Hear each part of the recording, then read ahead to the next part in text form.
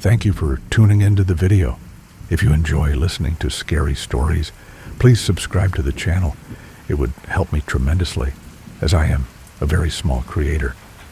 Today, I have 5 true scary stories that were given to me by friends and people on the internet. And now, let's begin. I've lived on this farm my entire life. Some folks find that kind of thing boring, but not me. I don't mind the isolation. In fact, I've always preferred it. The land's been in the family for generations. My grandpa worked it before me, and I'm working it now.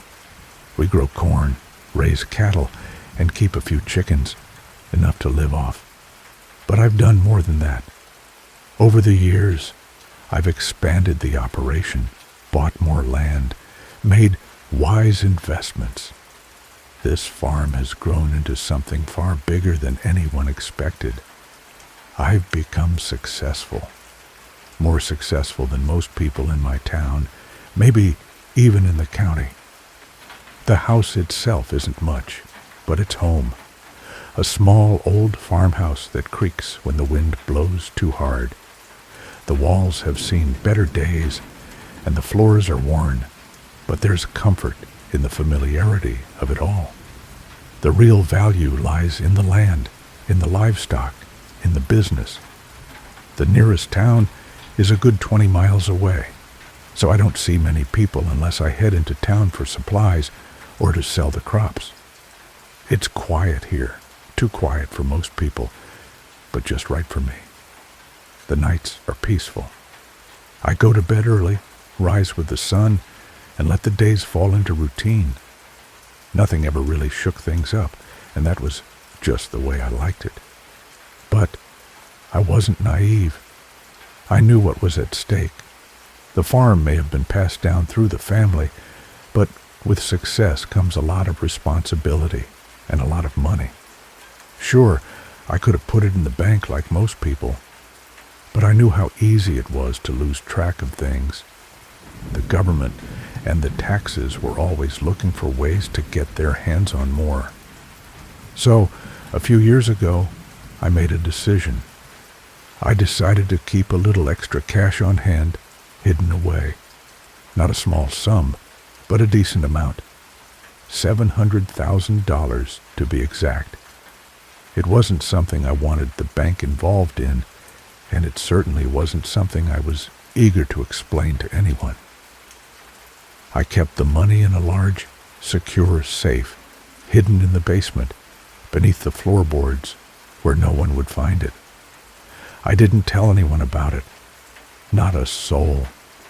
Not even my brother, who helped out with the farm. He knew about the business, the property, the bills, but not the money. It wasn't something I was willing to admit. I didn't want to get caught up in the mess of taxes and legalities if anyone ever found out. So it stayed hidden, out of sight, out of mind. That all changed one night. It started like any other. The air was thick with humidity, the kind that only comes with a summer storm rolling in. The farmhouse smelled faintly of hay and dirt from the barn, and I had just finished my chores for the day, locking up the animals, checking the fields, making sure everything was in place. I was sitting on the porch, enjoying the cool evening breeze and watching the sky darken, when I heard something. A faint rustling noise, something out of place. It wasn't the usual sounds of the wind or the animals. It was coming from behind the barn, where the shadows hid everything. I stood up, straining my ears, and there it was again. Someone, something was out there. I grabbed the rifle that hung just inside the door. It had been years since I'd had to use it for anything serious, but I'd always kept it well oiled, ready just in case. I walked toward the barn slowly, keeping my footsteps quiet. not wanting to alert whoever was out there that I was onto them. That's when I heard it, the distinct sound of a footstep on the gravel path leading to the house. It was too deliberate, too close to ignore. My heart rate quickened, and I moved back toward the house, crouching low. I took cover behind a stack of old crates near the porch and peeked out from behind them. That's when I saw him, a man, hooded, moving quickly toward the side of the house. I didn't know who he was or what he wanted, but it didn't take a genius to figure out that this wasn't some casual wanderer. This was a man with purpose. I could see the glint of metal, what looked like a crowbar, in his hand as he approached the back door. I didn't hesitate. I didn't give him a chance to make his move. I stepped out from behind the crates, raised the rifle, and aimed it into the air. I fired a shot, the loud bang breaking the silence of the night. The sound echoed across the fields, and I watched the man freeze in place, his eyes wide, a startled look flashing across his face. "Get the hell off my property," I shouted, the adrenaline making my voice sound rougher than I intended. I had no intention of letting him get close to the house. The money in the safe, my only security, was just inside, and I wasn't about to let it slip through my fingers. Not like this. The man didn't move at first, just stood there, the crowbar dangling in his hand, his breath coming in quick, shallow gasps. He was tall, lanky, wearing a dark jacket that looked too heavy for the summer heat. I could see the sweat beading on his forehead. "I don't want any trouble," he said, his voice strained. But I didn't believe him. I was just looking for something. I didn't mean no harm. "Turn around," I ordered, my voice steady despite the panic that threatened to rise in my chest. "And leave. Now." He hesitated. Then, as if he realized I wasn't bluffing, he slowly turned, taking several steps backward. I kept the rifle trained on him, my finger resting lightly on the trigger. He stopped when he reached the edge of the yard. "I'll be back," he muttered under his breath. But I wasn't taking any chances. "Not if you want to stay in one piece," I called after him. And then I lowered the rifle, watching him disappear into the shadows of the trees. My heart was still racing as I stood there, staring at the spot where he had been. My hands were shaking, and I had to take a deep breath to calm myself. He'd come for the money, I knew that much. But why? How had he known about it? I stood there for a long while, scanning the darkened field, listening for any other signs of movement. But there was nothing. No sound but the wind and the occasional rustle of a leaf or two. The adrenaline was still pumping through me, but I couldn't just stand there all night, waiting for him to come back. I didn't call the police. I knew better than that. With $700,000 hidden away in the basement, I wasn't exactly playing by the rules. Tax evasion is a serious crime, and if the police got involved, there'd be too many questions. I couldn't risk it, so I locked up the house, checked the doors and windows, and made sure the rifle was loaded just in case. I didn't sleep that night, not a wink. I sat up by the window, keeping a lookout, but the man never came back. The next few days were quiet, too quiet. I couldn't shake the feeling that I was being watched, but there were no more signs of trouble. Whoever he was, I wasn't sure he would be back, but I was ready. That's the kind of life I live now, always on edge, always prepared for whatever might come next. It wasn't the life I wanted, but in a place like this, with so much at stake, it was the life I had to lead.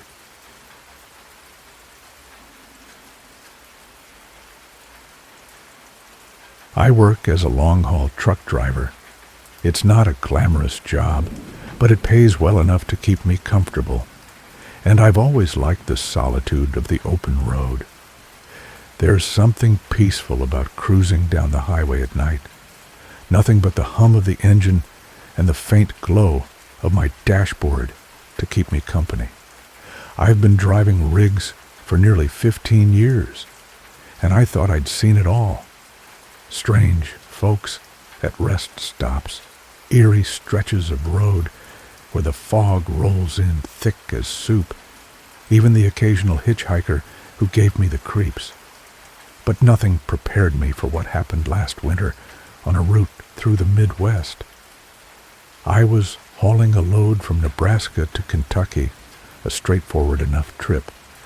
The weather had been rough all week, with icy roads and unexpected flurries, but I was used to it. I kept my speed steady, took my brakes when needed, and made sure to check in with my dispatcher whenever I pulled over. That night, I planned to stop at a small truck stop just outside a town called Ashford. It wasn't much, just a few pumps, a convenience store, and a diner that was supposed to have decent coffee. But I wasn't looking for luxury. I just needed a few hours of rest before finishing the last leg of my drive. When I pulled into the lot, I noticed right away that something felt off. The place was nearly empty, which wasn't unusual for a late-night stop, but there was an eerie stillness to it. The only other truck in the lot had its engine running, but I didn't see anyone inside the cab. A lone streetlight flickered, casting long, jittery shadows across the asphalt. I chalked it up to exhaustion and climbed down from my rig, stretching my legs before heading inside. The convenience store was lit with that sickly yellow glow that makes everything look just a little unnatural.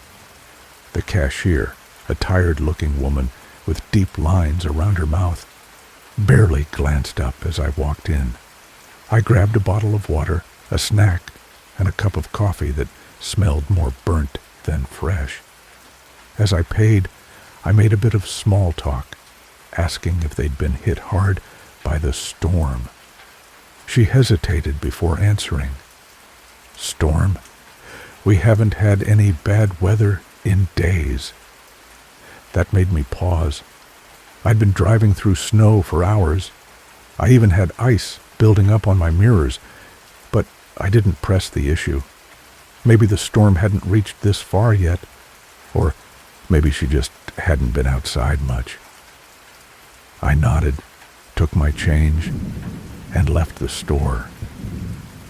That's when I noticed the truck again, the one with the running engine.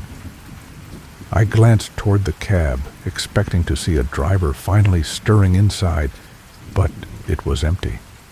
The door was slightly ajar, the interior light casting a dim glow onto the pavement below. Something about it made my skin crawl. No driver in sight, no movement at all. Just the steady purr of the idling engine in the quiet night. I told myself it wasn't my business. Maybe the driver had stepped away for a moment. Maybe they were inside the diner. But as I made my way back to my own rig, a nagging feeling in the back of my mind told me something was very wrong. I decided to get some sleep before my next stretch of driving. Climbing into my sleeper cab, I locked the doors, pulled the curtains, and settled in. The lot was quiet, the occasional gust of wind rattling against my truck. I closed my eyes, trying to shake the unease creeping over me. Then I heard it. A knocking. It was faint at first, just a light tap, like something brushing against the side of my truck. I ignored it, assuming it was the wind or a loose strap shifting in the breeze. But then it came again, stronger this time.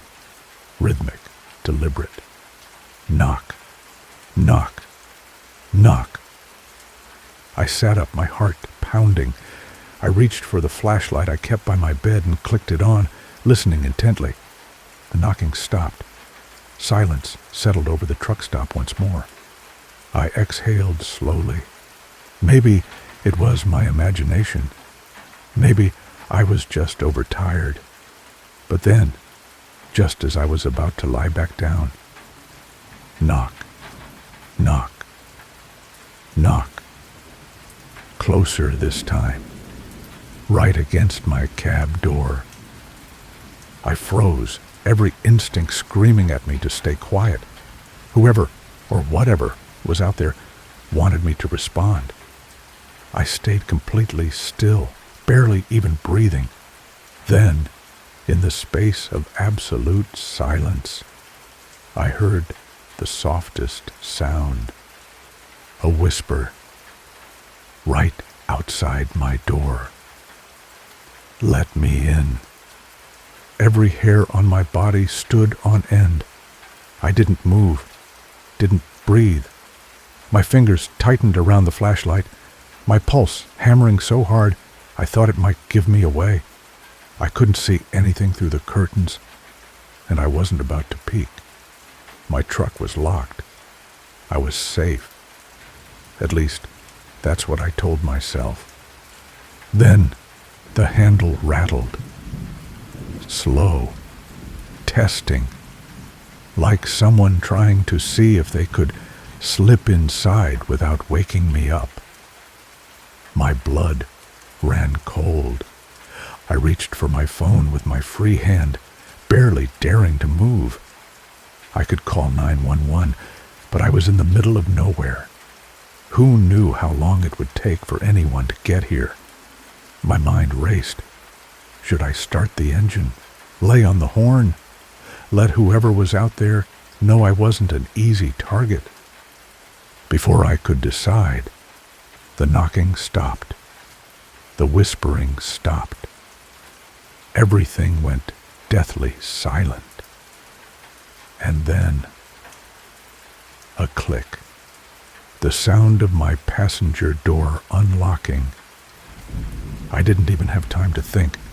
I lunged forward, slamming the lock down and yanking my knife from the side pocket where I kept it. My breath came in sharp, ragged gasps as I listened, heart thundering in my chest. Silence. Nothing but the wind. I didn't sleep the rest of the night. I sat there, knife in hand, waiting, listening. But whoever or whatever had tried to get into my truck never made another sound. By the time the sun started to rise, I was exhausted, but alive. The other truck, the one that had been running all night, was gone. I don't know who they were. I don't know what they wanted. But I do know one thing for sure. I never stop at that truck stop anymore.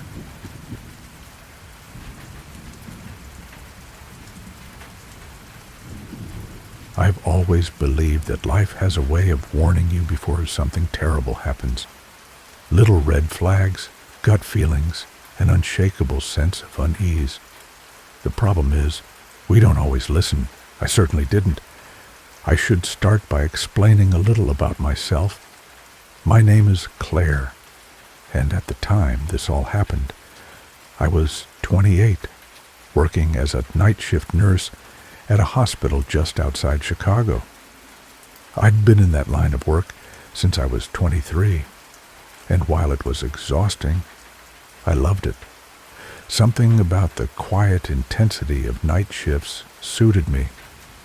I wasn't much of a morning person anyway, and there was something peaceful about walking out of the hospital at dawn when the city was just waking up. My life wasn't particularly exciting. I worked, I slept, and when I had the energy, I went out with friends. Dating, though, was something I struggled with. My hours made it difficult, and I had a habit of being overly cautious with men. Growing up, my mother had drilled it into me. Always be aware of your surroundings, never ignore a bad feeling, and never, under any circumstances, let someone convince you that you're overreacting. That last one stuck with me the most. I met Daniel on one of my rare nights off. A friend had dragged me to a little bar downtown, one of those places where the music wasn't too loud, and the lighting was dim enough to make everything feel a little unreal. He approached me near the bar, and I remember being struck by how normal he seemed. Tall, well-dressed, but not flashy, polite. His dark hair was neatly combed, and he had the kind of smile that put people at ease. He asked to buy me a drink, and against my usual judgment, I said yes. We talked for over an hour. He told me he worked in finance, something about investments, and had just moved to the area. He asked a lot of questions about my job, but not in a way that felt intrusive, more like he was genuinely interested. When I mentioned the hospital, he smiled and said he admired people who worked in healthcare. It was flattering, really. Most men either found my job intimidating or immediately made some joke about me playing naughty nurse. He didn't. He seemed respectful, safe. By the end of the night, he asked for my number, and I gave it to him. That, I now realize, was my first mistake. The first few weeks were fine. Good, even. We texted frequently, went on a few dates, and I found myself actually looking forward to hearing from him. He was attentive, always remembering little details about me, like my favorite coffee order, or the fact that I hated the sound of chewing gum. It felt nice. But then, small things started to nag at me. At first, I brushed them off. He started showing up at places I hadn't told him I'd be. I'd leave work at dawn and see his car parked across the street. He always had an excuse. He'd been in the area, or he wanted to surprise me with breakfast.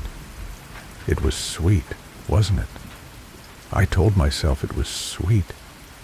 Then there were the calls. If I didn't answer right away, he'd call again and again and again. If I was out with friends, he'd text me constantly, asking who I was with, when I'd be home, why I wasn't responding faster. The first time I confronted him about it, he laughed it off. Said he just worried about me. Said he cared. And for some reason, I let that be enough. I started noticing small things in my apartment, things slightly out of place. My spare key, which I kept in a dish by the door, wasn't where I'd left it. My closet door, which I always kept shut, would be open when I came home. I told myself I was being paranoid. I was tired, overworked. Maybe I'd just forgotten. But deep down, I knew better. The night everything changed, I was coming home from a particularly grueling shift. My feet ached, my head throbbed, and all I wanted was to collapse into bed. I unlocked my door, stepped inside, and immediately felt it. Something was wrong. The air felt off, heavy, stale. Then I saw it. On my kitchen table sat a single white envelope. I hadn't left it there. Slowly, I picked it up and opened it. Inside was a single sheet of paper with 5 words written in neat, careful print. "You shouldn't ignore me, Claire." My stomach turned to ice. My hands trembled as I looked around my apartment, half expecting him to be standing there, watching. I grabbed my phone and dialed his number, my heart hammering against my ribs. He answered on the first ring. "You got my note," he said calmly, as if we were discussing the weather. I couldn't even speak. My throat had closed up, my skin crawling with the sickening realization that he had been in my home, my safe space. "Don't worry," he continued. "I just wanted to make sure you were paying attention." I hung up and called the police. The restraining order was filed within days. I changed my locks, got security cameras, even stayed at a friend's place for a while. But I never felt safe again. The last time I saw Daniel, he was standing across the street from my apartment building, just staring up at my window. He didn't move, didn't call out, just stood there, watching. He wasn't arrested. Not then. The police told me a restraining order wasn't always a guarantee of protection. They told me to be careful. I was.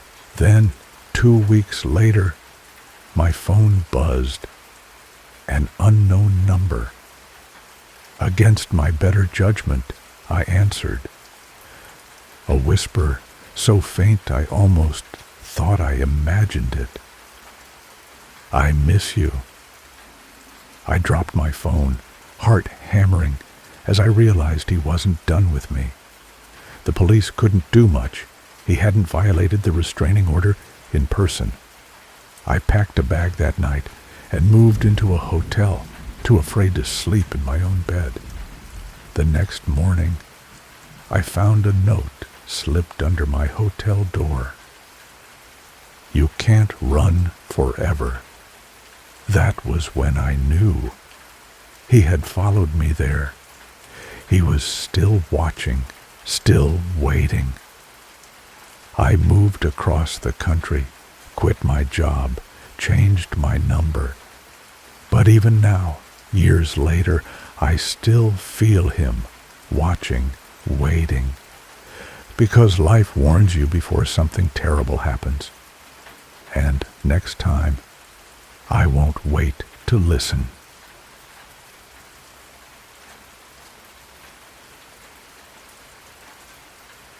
I'll never forget the day it all started, the day my life spiraled from normal to a nightmare that still haunts me.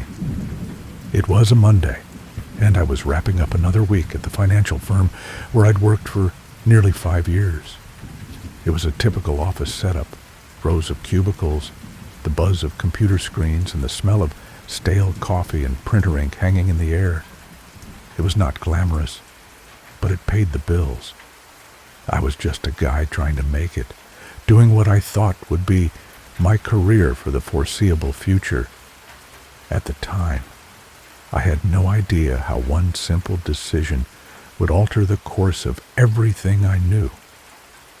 I guess I should start by saying that I was never the type to get wrapped up in things like conspiracy theories, urban legends, or anything remotely supernatural.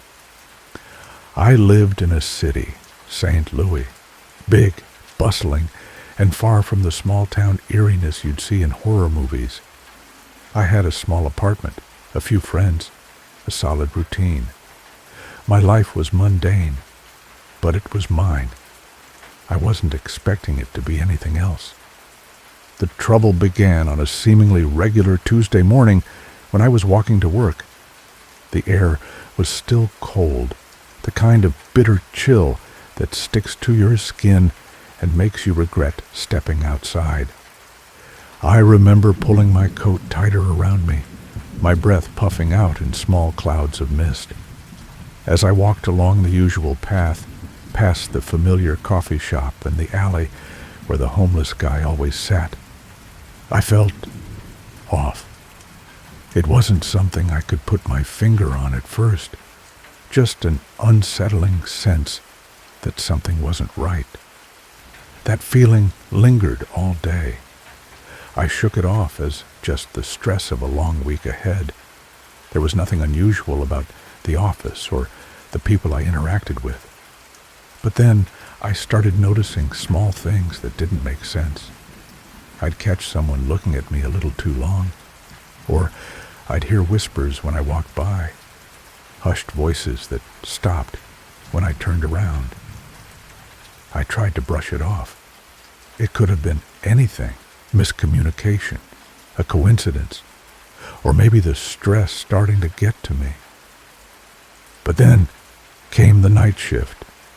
It was one of those rare nights where I had to stay late to finish some reports for a client meeting the next morning.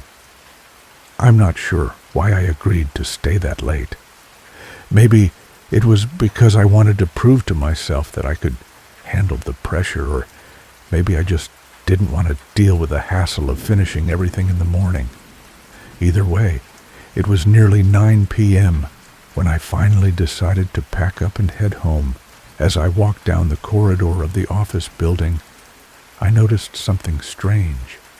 The hallways, usually brightly lit by the overhead fluorescents, seemed dimmer than usual.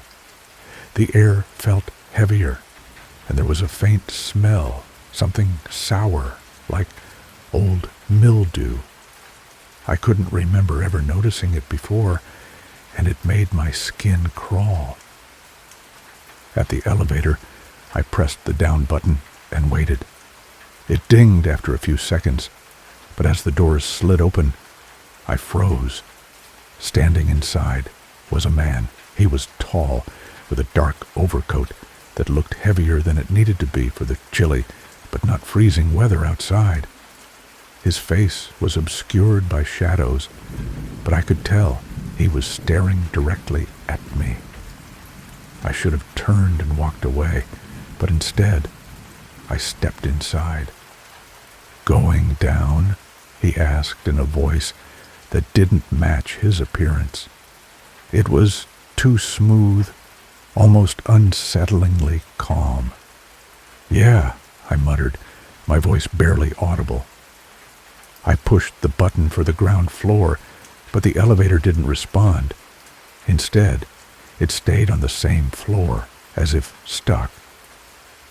"Seems like the elevator's broken," the man said, his voice still that unnerving calm. I forced a smile. "Yeah, I guess so." I pressed the button again, harder this time, but it didn't budge. We stood there in silence for what felt like hours, even though it was probably just a minute or two.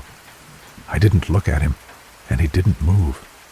But the entire time, I could feel his gaze on me, like a weight pressing on my chest. Finally, the doors opened with a faint chime. The man didn't step out. Instead, he just stood there, his shadowed face turned toward me. "Don't forget," he said, his voice low and almost a whisper. "You're not safe here."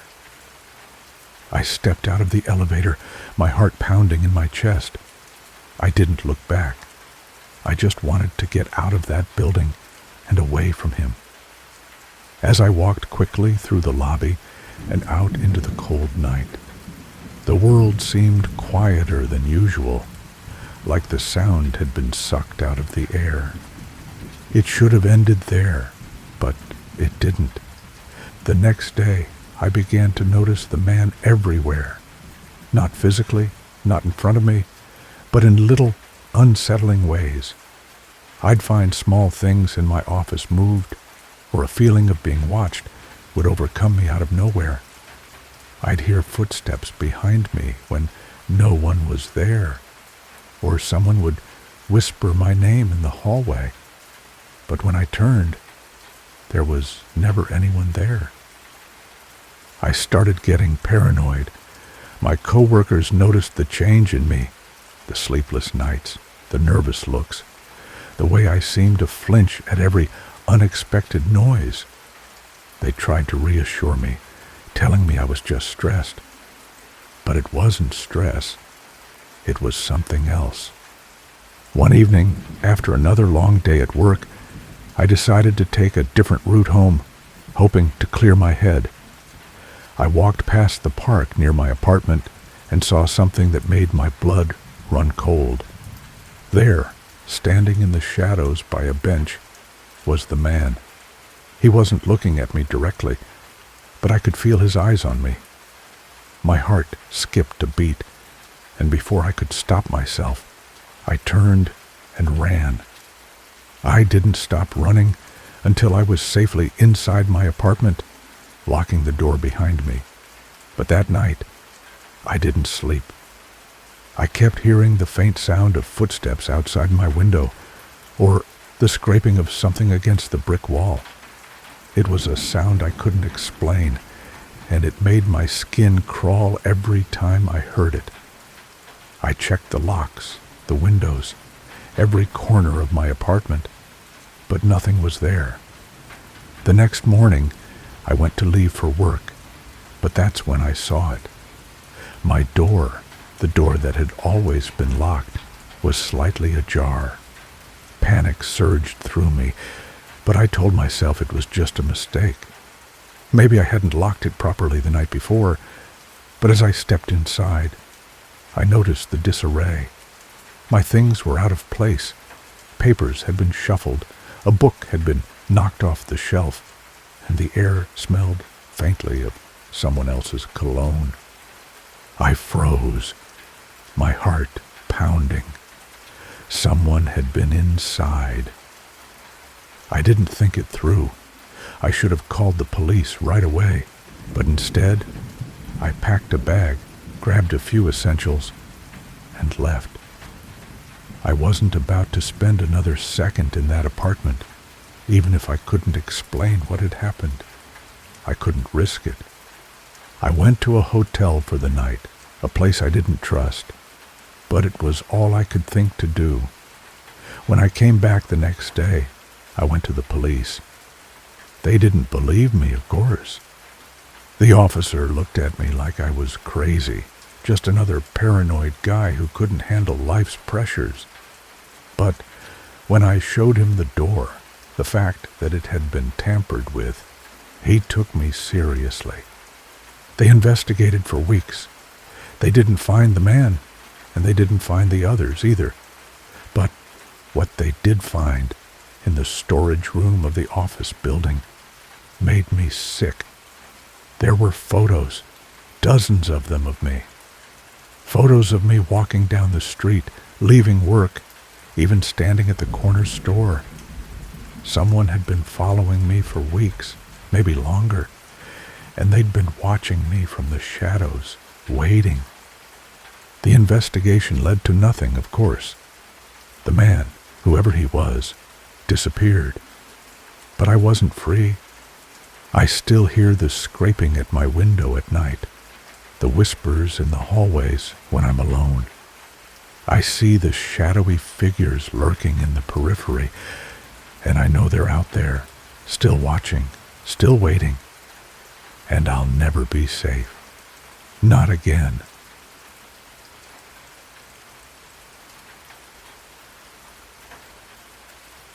I had always considered myself an independent woman. I had a career I was proud of, an apartment in the heart of the city that I'd made into a comfortable home, and a social life that kept me busy enough. I was always the one in control, the one who managed everything. I had no reason to doubt myself until the day everything changed. It started out like any other Friday. The weather had been decent for the end of fall, the air still crisp but not unbearable. I'd taken the day off from work to run errands, grocery shopping, picking up dry cleaning, the mundane tasks that made up my routine. I stopped at a coffee shop that morning to grab my usual black coffee with a dash of cream, and ran into an old friend from college. We chatted briefly, reminiscing about the good old days before I had to cut the conversation short to get to the post office before it closed. A small encounter, nothing worth remembering. It was just another day in my otherwise ordinary life. That was the last ordinary moment I would have for a long time. By the time I made it home that afternoon, the sun was starting to dip below the horizon, casting long shadows across the city streets. I unlocked my door and stepped inside, dropping my bag on the floor by the door. The apartment felt cold, empty. I didn't have any immediate plans for the evening, so I set about making myself a quick dinner. I'd just finished putting away the dishes when I heard a noise from outside my apartment door.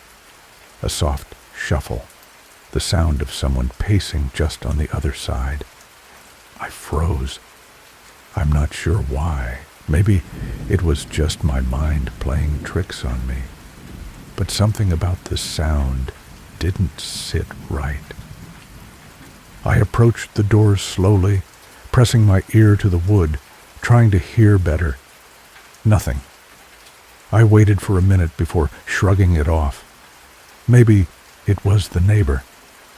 I didn't think much more of it until I heard a soft knock on the door. My heart leapt in my chest.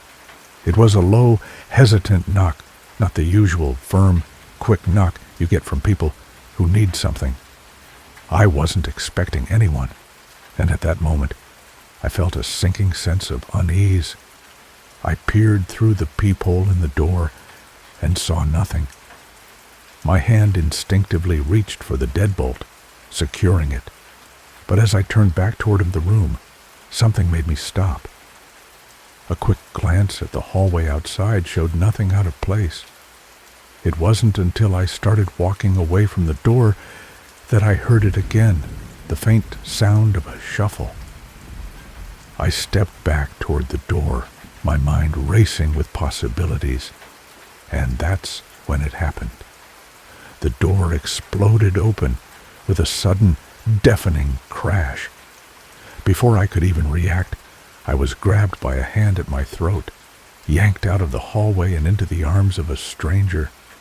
He was tall, taller than me by a good 6 inches, and his grip on my neck was tight, but not enough to cut off my air, just enough to remind me that he was in control. I gasped, trying to wriggle out of his grasp, but he was strong, and the panic rising in my chest made it hard to think clearly.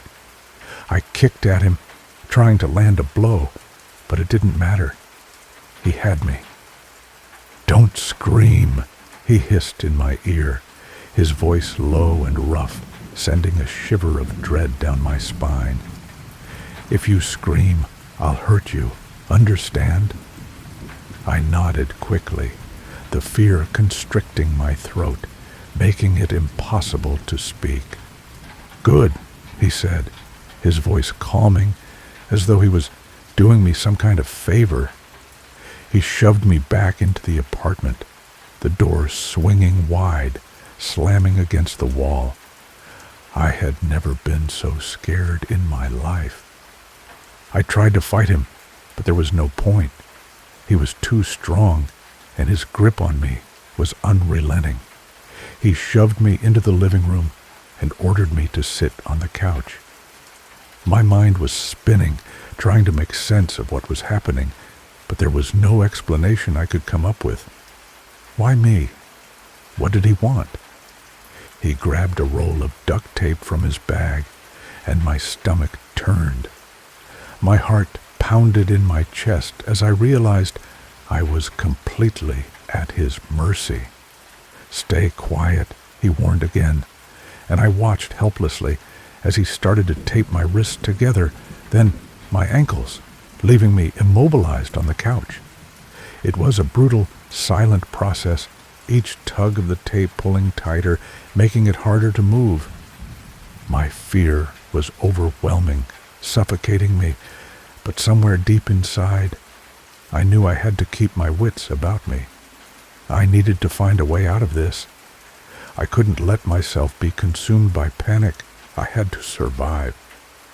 The man was silent for a while, just watching me with an almost clinical detachment, as if what he was doing was a routine, something he'd done before. My mind was racing. I needed to figure out how to get free. I couldn't just sit there and wait to be taken somewhere, wherever there was. After a while, he stood up and walked to the kitchen. The sound of the refrigerator door opening made me flinch, but I didn't dare try to move. Not yet. He returned with a bottle of water, his gaze flicking to me briefly before he uncapped it. "You're going to be quiet, right?" he asked, his voice soft and expectant. I nodded, still unable to find words, still too frightened to even think clearly. And just like that, the next few days blurred together. He never told me his name. He never explained why he was doing this. The only thing I knew was that he was in control. Every time I tried to resist, he'd punish me. He'd slap me across the face, shove me into the wall, or twist my arm behind my back until I screamed from the pain. The food was minimal, and the water even less. He only allowed me to go to the bathroom under strict supervision, and every step I took was monitored closely. It was a sickening routine, each day worse than the one before. My body grew weak, my muscles sore from being tied up for hours at a time, unable to move. I lost track of time, but I knew it had been at least 5 days since he took me. 5 long, torturous days. But then something happened. One evening, he told me that he was going to make something special for dinner. I don't know what he was planning on making, but I wasn't going to question it. As soon as the door clicked shut behind him, as he walked down the hallway to the kitchen, I knew it was my chance. My heart raced, and the pain in my wrists flared as I struggled to free them from the tape. The tape was strong, but I was determined. I twisted my wrists back and forth, feeling the skin tear slightly as I worked to loosen the bonds. The tape around my ankles was easier to manage, and I quickly freed my legs. But the hardest part was the tape around my wrists.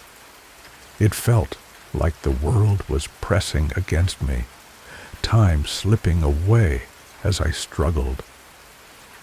The pain was unbearable, but I didn't care. I could hear the man's footsteps echoing faintly from the hallway, and I knew I had mere moments to act. I looked around desperately, my mind racing for an escape plan. He had barricaded the door with 3 dressers from my bedroom, and they were all at least 100 pounds. Then it happened. The tape on my wrists broke. I could feel the circulation of blood rushing back to my hands. I knew I had only one option: the window. My pulse surged with newfound hope as I ran to the window, pushing aside the curtains. I didn't think, didn't plan, just acted. The window slid open with a screech that felt deafening, but there was no time to worry. I climbed out, my heart pounding, and dropped to the ground. I staggered to my feet and ran as fast as I could. I didn't stop until I reached the nearest neighbor's house, banging on the door until someone answered. And that was when I finally felt safe enough to collapse in their arms. I don't remember much after that, only that the police came and the man was arrested. They never found out why he had taken me or what his plans had been. I didn't care. All I cared about was that I had made it out.